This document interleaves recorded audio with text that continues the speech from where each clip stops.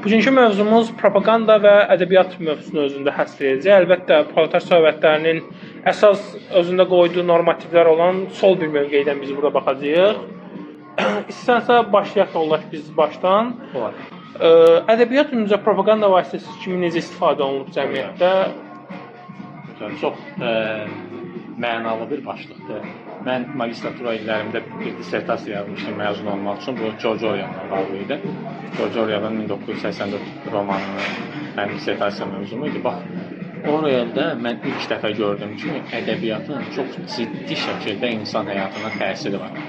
Məsələn, bizim üçün hal-hazırda Orwell totalitarizmin atəşin tənqidçisidir, amma onun biografiyasına yaxından baxanda, onun həyatını belə deyək, lupa tutanda görürsən ki, bu insan ədəbiyyatı bir propagandist kimi imperializmin maraqlarına da xidmət eləmək üçün çalışır.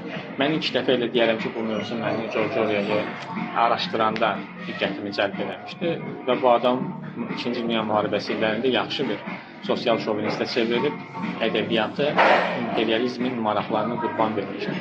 İndi